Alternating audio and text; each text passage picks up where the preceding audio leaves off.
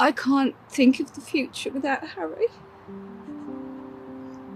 It's just a bit hard at the minute. It's the one place where I really struggle. Every morning I wake up with the words never, ever, forever. My son is never, ever coming home, and the impact is forever. I'll never get to hold him and give him a kiss ever again. Lola doesn't get to spend her 18th with her brother. Lola doesn't get to see her brother on a daily basis. I just don't know how to explain it. It's just like a living hell.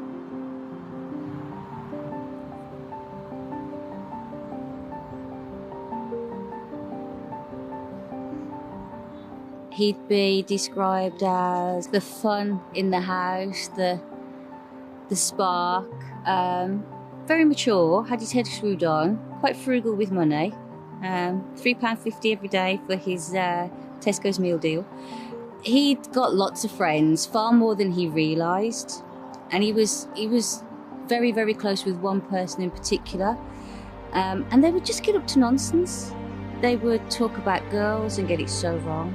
I'd say fine doesn't mean fine, boys. Yeah, he was just a breath of fresh air.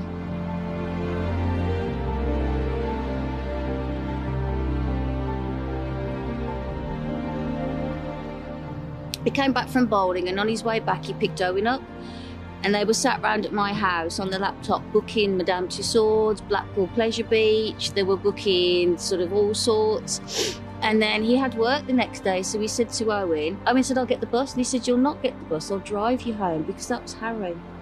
So we took Owen home, and it was on the way back, coming up the road. I can only hope to God he didn't see it coming. I can only hope to God my son wasn't in the car, petrified at what was coming towards him. Harry's future would have been, he wanted to buy some properties. He wanted to do them up. He wanted to make loads of money. He wanted to rent them out. He wanted to travel. Oh, he had so many plans. We were going to go into business, the three of us together. Lola was going to do the design. Harry was going to do the construction. I was going to be the bank. We had all these plans. We were going to have a great big celebration for Lola's 18th and for obviously his 25th, and there was just so much, and it's all gone.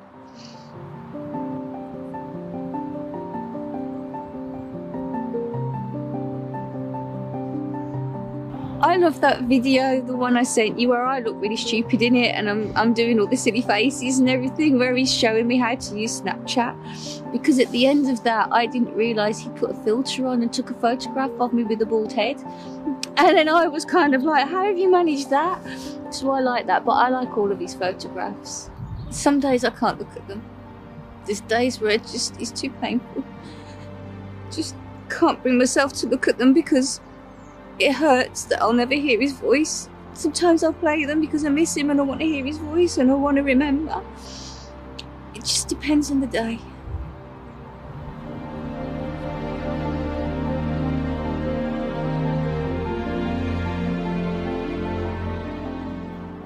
He decided for some reason that night that he wanted to take his sister out, just the two of them, without me, and they decided to go bowling. They had a lovely night. I got messages all night about I beat her and Mommy's lying and all of this kind of thing, because I was out myself. And I got back, it must have been about 10 to 11. I pulled up on the drive and his car wasn't there, so I walked in and I said to Lola, what are you doing here?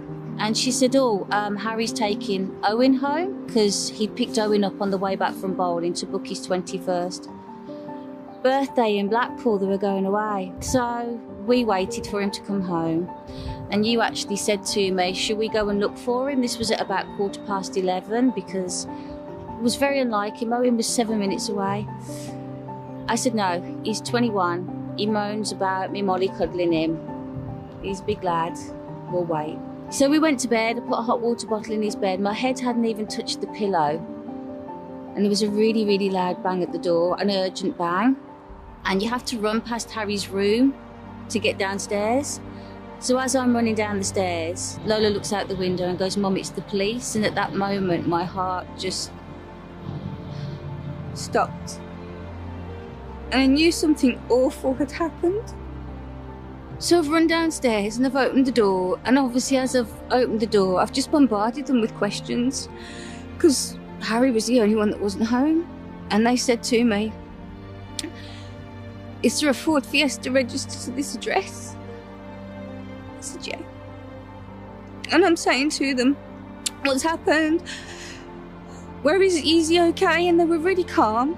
And they said to me, can you come in the car with us?" They asked me if I would give them some distinguishing marks, which I did do. Lola just fell to the ground, and we knew. So we got in the car and we had to go. It was literally half a mile from the house. We had to drive past a sea of blue, knowing that that's my child on the floor.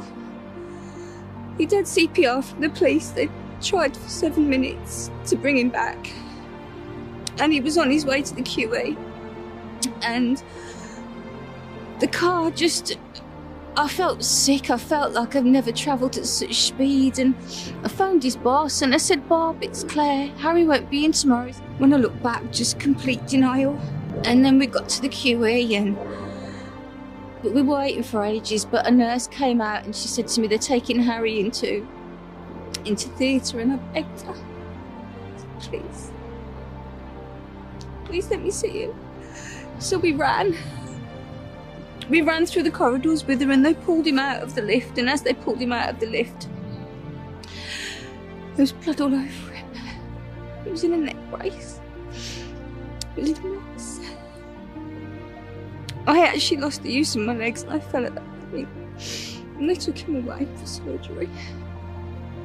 And then we didn't see him again until the morning. And I wandered around the QE trying to find a doctor, because we just felt like we'd been waiting for so long. I understand now it's because they couldn't stabilise him, but at the time I just thought we'd been forgotten about. Pacing up and down, running up and down, place is empty. Yeah, and then he was in an induced coma. They didn't tell me it was an induced coma. They just said, "We've taken over the facility of breathing." And because I think they probably knew if they'd told me they'd put him in an induced coma, I'd have been hysterical. And we had the day to say goodbye.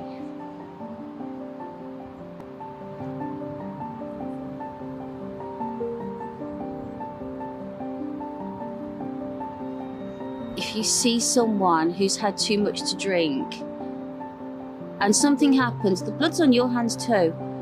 You can take the keys off somebody. You know they've had too much to drink. They're not in control of a vehicle. They'll understand when they're sober. They might not when they're drunk, but they'll understand when they're sober. Just take the keys off them and stop and know the senseless death. Harry didn't need to be killed. But my son's life was taken for the cost of a taxi. That's all it took. There is no excuse. You are going out to have a good time.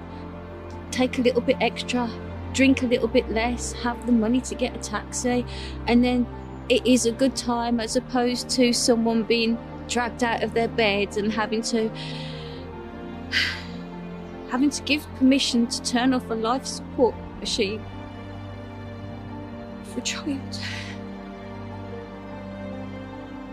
I think from Harry's perspective, he always wanted to help others, so if this stops one person getting behind the wheel of a car drunk, and that saves one life, he'd hold his head up high.